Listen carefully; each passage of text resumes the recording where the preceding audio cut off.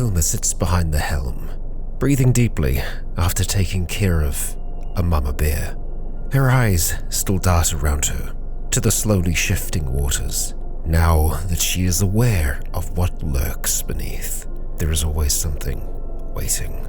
Zombified bull sharks, and no doubt other terrible creatures swimming through the depths. Something that she'll need to be very wary of going forwards. No mid-river grabbing of goods, I think. At least while she's not traveling at speed. We don't know as of yet how fast those sharks are, but they chased her right up to the water's edge. But thankfully now the Hope is no mere watercraft. The amphibious machine can carry Hilma many places. And today, well, first of all, it'll be taking her back to her pack. Kia ora, Legionnaires. Rycon here and welcome back to Cataclysm, Innawood, where we rejoin Hilma Baron shortly after having a chat with Lindsay Duffy down here. We are going to be continuing on north, up along the stream, towards where we left our backpack, and my hunch was indeed correct. It's up by this one here. We dropped it in the basement, in the lowest section of the cave, so yeah. My bad. These things will happen. And Hilma, let's hope that Lindsay's going to be able to make it back okay. Because oh boy, there are some terrible things out here. And of course we know of the terrible things that wait for us in the waters now. And our vehicle is a little damaged. We did shoot out the bottom right-hand corner panel. That'll be fixed eventually. I can see now that because we have wheels on the vehicle, we actually destroy things when we drive over them. So if we drive over the bird litter, for example, yeah, we completely destroyed it. The weight of the Hope destroys the bird litter. I just have to be sure that we're not actually doing damage to the wheels while we're doing that. I think as long as it's not something that's like too rigid, we're okay. Of course, the other thing that we're keeping our eyes peeled for out and around here are the NPCs that we've encountered so far. We have our leather journals and we have the tea that we've brewed up for the various asthmatics of this land. I will certainly be attempting to mark them on the map in the future, at least the general area that they're in, so it makes it a little bit easier for us. Over here we have Etty Peck. Let's go check in on Etty. Alright Etty, here she is. Let's stop the vehicle there, Hilma, and call out to Etty. Oh! Yeah, okay, well we haven't dealt with yours yet, Etty, because yours, I believe, is the jabberwock. No mere task, no small task. Yeah, for Etty Peck. Yeah, and that's it marked on our map again.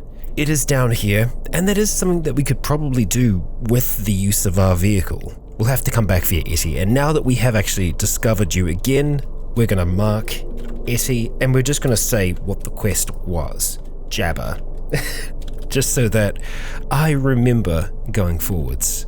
And I really wish they wouldn't hang out in the river like that, because I feel like that makes them rather vulnerable to the terrors of the deep. And hello there, Tokara Craven. Now Tokara, I'm pretty sure, had asthma. So let's see if we can get this to work. Tokara, you're actually staying out of the water, at least kind of, for now. That's good, my friend. Let's have a chat with you. Now, Tokara's interesting, because Tokara's kind of been able to get as far along as Hilma has, well, to a degree in terms of progression. Find any tea yet? I mean, yes, we most certainly have. I wonder if the reason, it might be because it's frozen. Let's get on land, just to be extra safe here. See? That's why. Tokara, please do not engage. Oh my god. Tokara. Dude, come on. No. The jawed terrors swarm along the bank. And Tokara is ignoring us currently. Oh, damn it. Okay, well, Tokara is going to fight this fight. I think we've got to try to too. We're going to stop driving. Oh man, Tokara's done for. I mean, maybe not. That's a big maybe though. We need to get into a position where we can attack that and where it can't attack us. Right now, Takara, we're just going to have to move as fast as we can to help you. Let's activate this holster, draw out the flintlock, and we need to try and get a strike on this thing. We want it to count, and that does count for something. 37 damage. It's hurt, but it's still alive, and our flintlock is empty. Can we attack it from range? Probably. Let's drop that. We need to...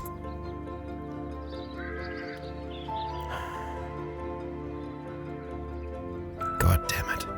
We lead them right here to Takara. Oh boy. Oh. Okay. That does make things more difficult. We need to try and grab our spear. I wonder if we can make this work. Okay, we can clamber there. Copper spear. Now, this all comes down to whether or not these things can attack us from a square away or not. God damn it. Okay. Breathe and think. Hilma's heart is pumping, and so is mine. I think we can attack from here safely. We can, and they don't seem to be able to attack back, so we are going to do what we need to do. She stabs again and again down at the creatures as they slowly bleed out, and they do not flee, as they have no reason to. With a gentle breeze in the air, Hilma catches her breath. Takara had a wicker backpack, a leather skirt, grass cloak, and that flintlock carbine. Where were they staying? Where were they living around here? I think the very least we could do is bury them, but where?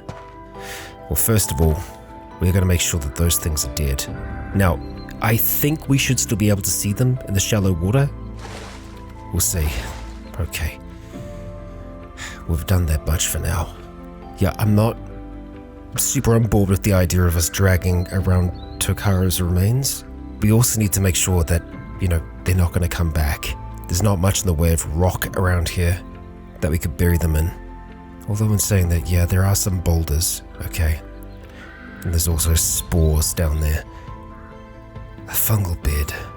The clothing that Takara has created could help our people out quite a lot back at home. It just happens so quickly.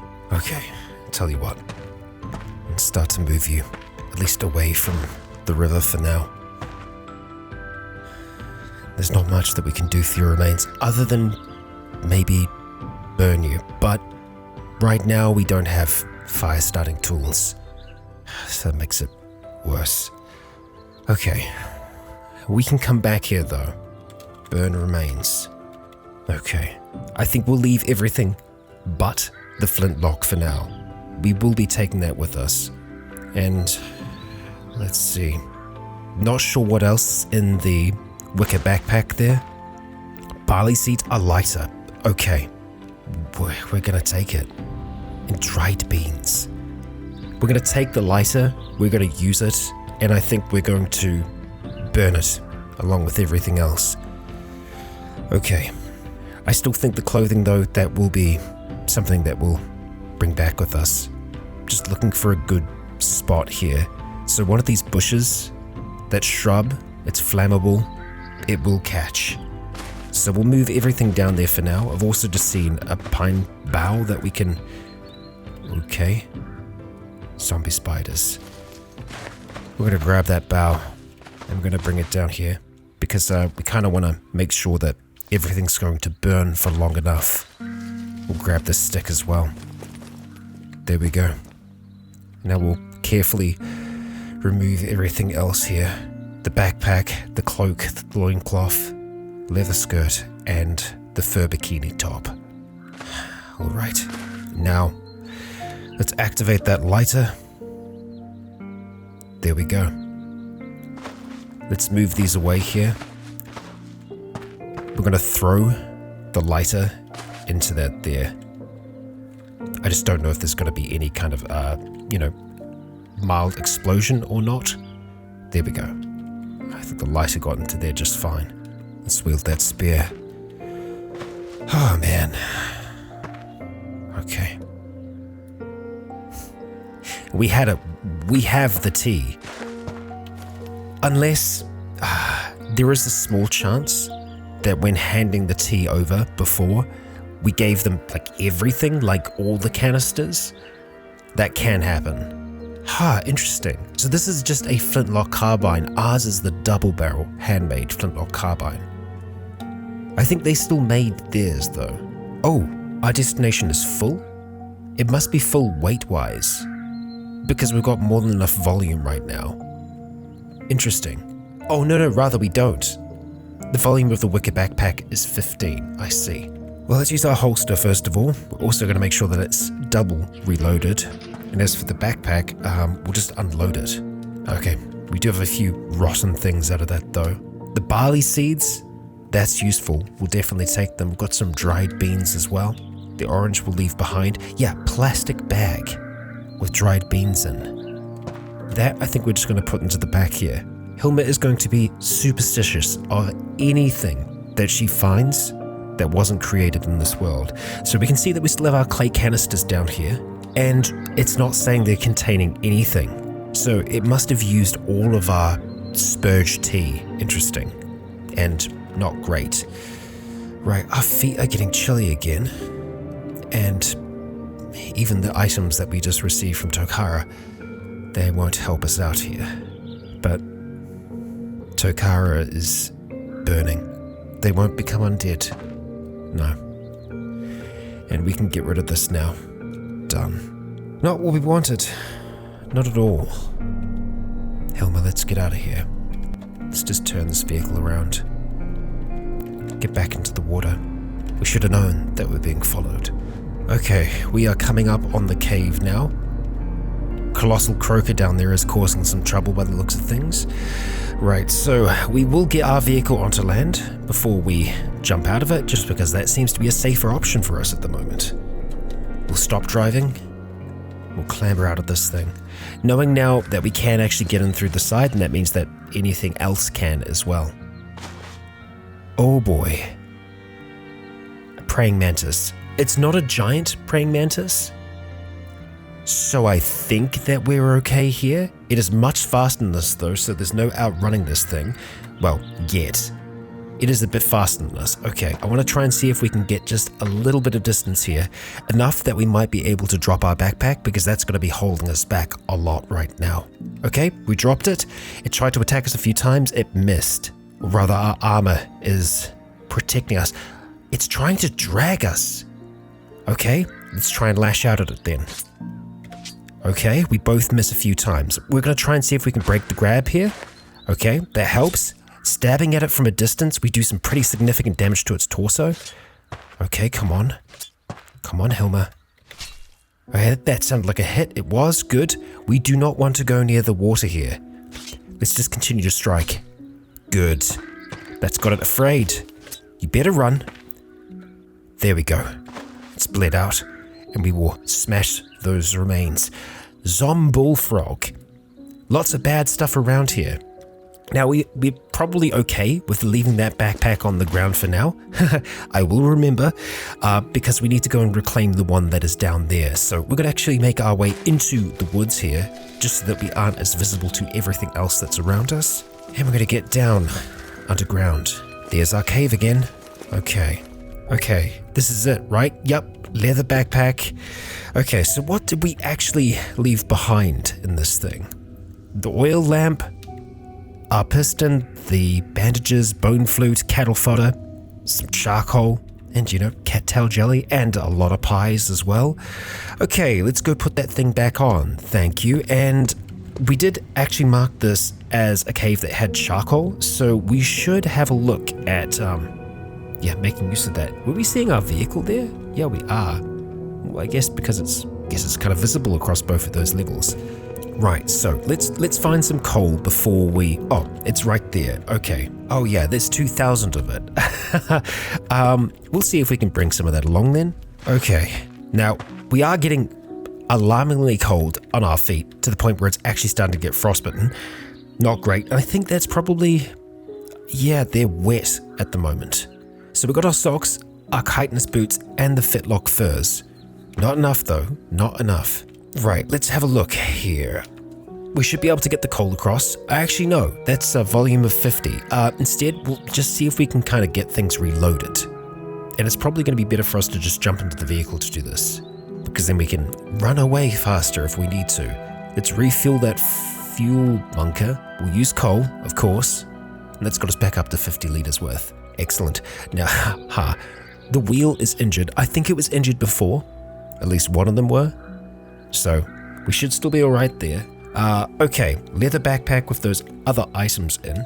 We are going to unload that. Yep, there we go. Okay, so we've got our clean water, the canisters, the cartridges. Now, as for the backpack, we're just going to put that into the back, and we might as well take as much coal as we can. We can take 477. Okay, not half bad. Okay, back into the vehicle. Let's start it up. And from this point on, well, the idea is to try and track down some of the others, but really, I think it just kind of comes back to the journals that we had, right? At least I think. We'll just let go of the controls for a moment here. Yeah, we got our 5 leather journals. So we've got Taylor Heston. Ronnie Dick, unfortunately, we're not going to be able to help out for a while because the priest is something else altogether. Julieta Vega. Weatherlog. I believe Julieta was a bit further up. Maricruz and Eugenio, they were folks that were actually at a cave all the way across here. Yeah, from memory, this is their cave here. I'm pretty sure that's the one. So it's not that far from home, and it's something that we can actually drive to, and something that we can probably actually deal with today. They were some of the very first people that we discovered. And yeah, I cannot remember for the life of me how far along Julieta was. I don't think she was that far north though, because we didn't discover that many people out this way. I tell you what, we're gonna go up to this region here because I have a vague memory of this spot. We'll give that a shot and then we'll turn around after that. Hell, we could even do some Overland discovery. Maybe not there. Maybe it's better for us to just go through that region maybe to try and get across. We'll see. We'll address it when we get to it. For now though, let's get this thing a-rolling and try and find Vega. Okay, we are approaching the spot where my gut was telling me there was something, but you know, guts aren't always accurate, and it seems like in this case, yeah, nope, we got nada. But we are close to the furthest point that we've been to, which is this whole region up here. I'm thinking what we are going to be doing next is most certainly trying to make our way to the other group, and also having a look at this for Eddie Peck, the Jabberwock. And honestly, coming down here is probably the easiest way for us to get to the other cave, unless of course we want to try and find a path through, which, you know, that is also fun. I think that's what we're going to do. We're going to try and make landfall around about here and then just make our way down through that little unknown patch. Okay, here we are. We're at the spot. We're back on land. And let's see. Can we take it above that speed? Above 24 on land? No, it seems like 24 is still where we're kind of maxed out. Or maybe not, you know. Try and take it a little more. I mean, seemingly, yeah, we are going ahead. I think the restriction, now that I'm looking at it properly, that's probably still saying what the water restriction is. Like, are we actually making it up to that speed or not? I think that's the set speed. Because from my eyes, we don't seem to be going any faster than 24. Well, the vehicle skidded a little bit back there, but it's okay. We're still fine. I think what we're going to try and do is head right into the center of this big kind of void, because that's a massive area of the map that we have no knowledge of whatsoever. And plus, by traveling this way, we are still going towards our eventual goal. Right now, this is just a massive open plain, which, you know, if we could get anything that gives us any kind of elevation, we'd be able to see so much further. There's a little bit of a forest there, I see. And I'm kind of doing a weaving approach here. Zigzagging, rather. Just back and forth so that we can cover a little bit more of the area. But yeah, no points of interest as of yet. Oh, we just had a crater pop into existence down here, a meteor slam into the ground, and supposedly this is how they're generated now, but I also kind of love the idea that we are at a earlier point in Earth's history where the bombardment is still that much more extreme. So yeah, we are getting these moments where we're having meteors crash down from upon high. And that's our first point of interest, other than, oh, damn it. Other than the crater, a nice small little pond and some forest. Okay, so that might wind down to around about there. We'll have to see if we can find a way around. I'm actually going to go up towards the east rather than the south right now, because I have a feeling that we might actually be able to get around up this way instead. Yeah, looks like maybe. And there was another explosion nearby that destroyed some withered plants, so there's a crater somewhere. We've got a few horrific barghests running out the woods to try and greet us, but we're more than fast enough to be able to outpace them in this thing.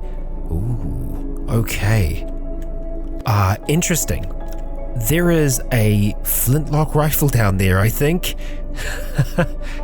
Yeah, or something close. Yep, flintlock rifle. And a Ceratoris. I'm guessing these are all little Ceratauruses, brown and white hatchlings. No doubt there'll be some eggs around here as well. Yeah, don't worry, we're not going to tussle with you. That rifle would be nice, but we'll say no for now. We're not going to endanger your little ones, but shoot, those Triffids might. There's a lot of them as well. Okay, so looking at this now, I don't think that there's an easy path through here. I think the forest is going to continue on up towards that. And with the amount of Triffids that we've got coming at us currently, I gotta think that we probably have some kind of grove around here. Yikes. That's a lot of them. That's a lot of Triffids. They do not like us. Nope. Okay, so we'll probably leave them be. We're gonna have to head back out towards the coast, and the very worst case scenario, we can just jump back onto the river, can't we? Okay, so back that way we go. Ooh, we've got a portal up here as well. Alright, the strange exists out this way too. We're back to heading directly south here, and so far it's actually working out for us quite well. We'll see if that'll track. Well, the area is pretty open here. Obviously, once we reach this area here, I don't see it connecting up that well, but I'd like to see where the other edge of this forest is before we, try and return to the river or anything like that. And the thing that gets me about these great big open fields is that there's so much opportunity for things to be in them, but they're just so big that us running into them, the chances of it are rather slim unless we are kind of canvassing an area. But that's what I enjoy about exploration in this. And who knows, there might be a patch of forest here that's a little bit thinner for us. We'll see. There we go. We've hit the other side of it. Okay, we know that at least, and that there's some clay down there as well.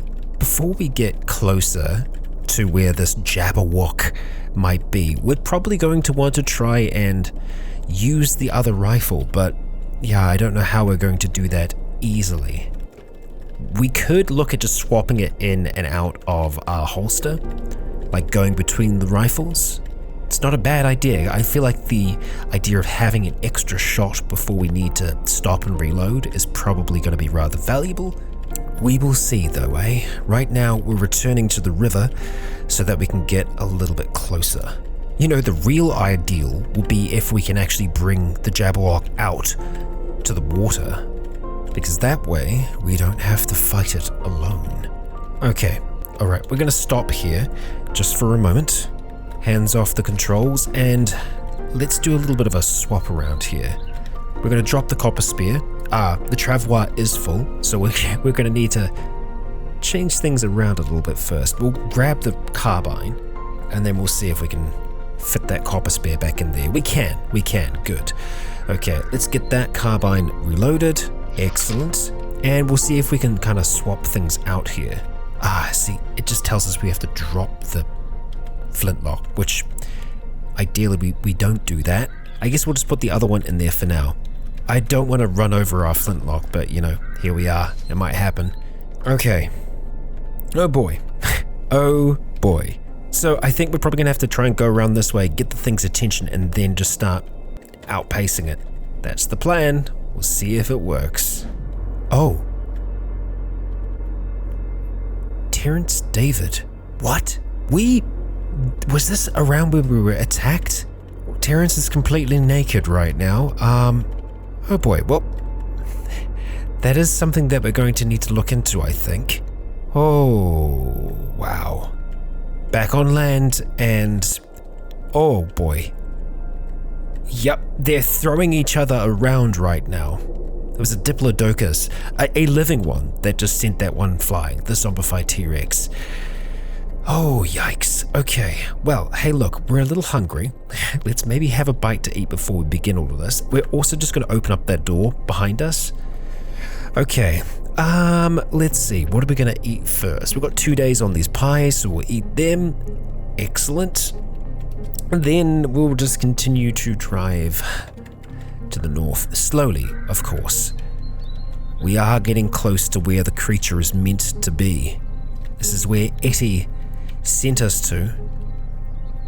What do we got? From the northwest, we hear a terrifying roar. And we can see it. Just through the tree line, we can make out this horrific creature, a putrid amalgamation from humans and other creatures that have fused together in this aberration of flesh. The eyes of all the heads dart about rapidly, and the mouths form a chorus of groans and screams. This thing is already slightly injured, so that's great. That's very good. It can see us. It is making its way out towards us as I speak, and that's okay. That is okay by me. We're going to try and set ourselves up on a good line. Terence David is here as well. Oh, Terence David. In the cave. There's a black bear as well. I don't think it knows where it wants to go yet. It's attracted by the goose, maybe? Alright, now that smoke could be a bit of a problem for us. Right. We're going to let go of the controls for a moment here. How far do we get? Not far. Not far before we just need to absolutely gun it. Okay. We'll see if we can go with just even a regular aim here will be enough for me. Okay, that's decent. I think at this point we probably want to start driving. Just for, you know, the sake of us surviving this. Oh boy. Yeah, so let's try and get our speed to a point where we are not outpacing it. That kind of works. Let's let go of the controls for a moment. We're just going to continue going forwards. We want to try and see if we can get this thing. Okay, not there ideally. Not there either. Okay, come on. It is bleeding out. That's great. That's some good news for us. Just take a step to the south. That's a little bit better, but it's still... That's on our travois. That is on our travois currently. Okay, so I want to try and see if we can throw this thing off now. Oh no, it's here. It is here and we can't do anything about that. It is in the vehicle currently. We don't have a safety belt still, do we? I was just thinking of trying to... Nope. No, we do not. Okay, that's bad. Handbrake. Okay, we've done our 2 shots. We have 1 more shot with the flintlock, which we can very quickly draw, thankfully because of the back holster. We draw, we drop, we grit our teeth. Come on, just regular aim, that's all we need here. You know what, that's good enough. Is it? It is. 36 damage, that's decent. This thing is much faster than us. It is in the vehicle with us right now. It has a heavy bleeding torso, but oh boy are we in a bit of trouble here. So we need to drop our backpack, most certainly, because that's going to be weighing us down too much. Oh boy. It slashes out towards us, ripping our back holster. Our torso holds together. It swings its massive claw at us. Not great. We are also on a chair fighting it right now. Not the position that we want to be in. We're going to draw out our Xiphos. We're going to put the flintlock away. And we slash out towards it, cutting it for 14 damage. We slash out again and again as it hits our left arm. Oh boy. Our left arm is getting whacked right now, but this thing is bleeding. It has heavy arterial bleeding from its torso. Its head has a minor bleed to it. We are blinded in that moment. We continue to slash. We're in distressing pain, but the jabberwock is bleeding. Its head screaming out in unison. It slashes again and again, doing significant damage to Hilma, throwing her against the ground. We're prone currently. Can we stand back up? We can, just. We slash out again. This thing is weakening, but so are we. Again and again, we slash before the jabberwock dies. Hilma Baron, victorious. Okay, Hilma, let's take a moment here. Put some pressure on that wound. That is a bruised corpse of a jabberwock lying on the ground there. Now this thing probably has a chance to come back to life. We don't want that to happen. Let's stop driving for a moment here. Let's shift its body away from our vehicle, dragging it out that way. Etty, you were not kidding. That is a serious creature. Now, we can butcher this thing, and I'm half tempted to do it, because understanding how something like that could work, now, we could do that with dissection, but even just a basic butcher might be enough here. I don't think we have all the items necessary to be able to do a full butchery. Yeah, we need suspending, which we can get with a rope. And saying that, we do have a rope. What we would need is a tree to be able to do it. And you know what? We've got a tree over here. Let's drive the vehicle over to meet it. I also just want to make sure that we don't have anything on the ground currently.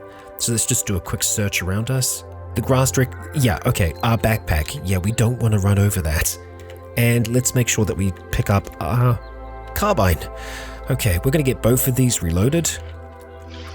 Because, you know, want to be ready for trouble should it arrive. Thankfully, I don't think it was able to damage the vehicle all that much, so that is also very good for us. Remember the vehicle, but stop driving. Okay. Oh boy. Right, Hilma. This should be enough for us then, correct? Let's see. Indeed it is. We begin the butchering process. And there we are. Done.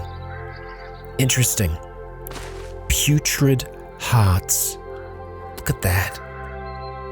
And a lot of tainted meat. No doubt. No doubt. 3 putrid hearts. A thick, hulking mass of flesh that's easily the size of your head, superficially resembling a mammalian heart covered in ribbed grooves. It's still full of whatever passes for blood and jabberwocks, and it's heavy in your hands. After everything you've seen lately, you can't help but remember the old sayings about eating the hearts of your enemies. Interesting.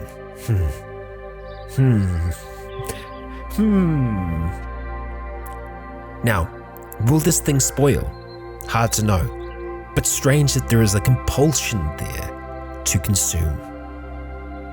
Now, there is a chance with putrid hearts like this, or mutated pieces of creatures, they can mutate someone that consumes them. It's not a safe process by any means, but Hilma Baron has robust genetics. They have rapidly adapted to the chaos of the Cataclysm, and genetic damage caused by mutations will fade much quicker. We could also expect better outcomes because of it. I think we're going to take 2 with us. I think so. At least to have an understanding. We'll move them over there.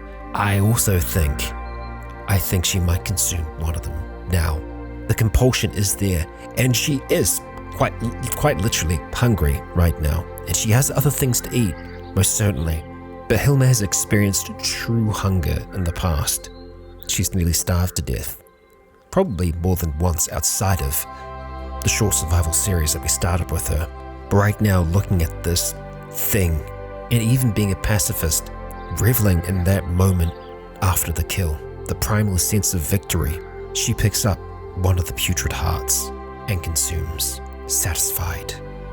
She feels satisfied. Now, it wasn't pleasant by any means, There is a satisfaction that's there, but the aftertaste, I imagine, is terrible. And, okay, the volume of these things, they're pretty high. We could probably look at dropping out some of the coal. We do also still have this light wood frame here that we could probably take apart, or maybe it is better for us to hold on to it just in case something goes terribly wrong. Let's move 100 of the coal out for now, and look at that. We make it work. We can also just go and refill a little bit of the coal there from the stuff that's on the ground. Excellent.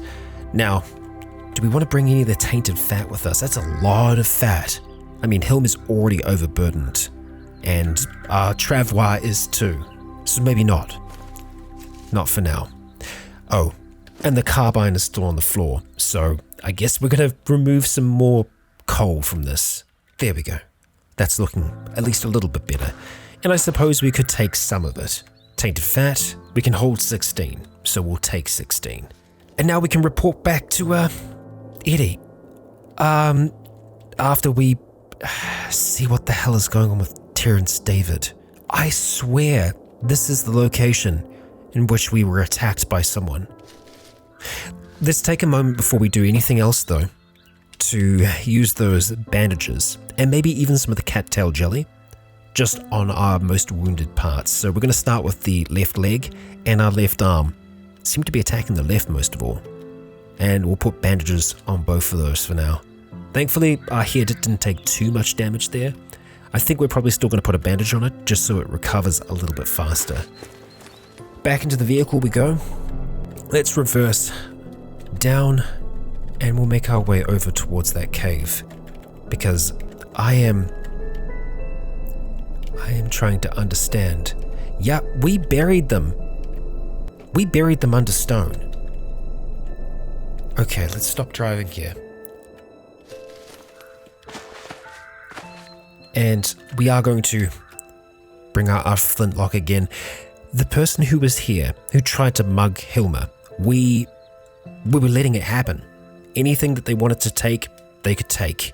But they got spooked and they attacked Hilma, and that's when she reacted. It's when she shot. That rock down there, there should be a body underneath of it. And there isn't. Not anymore.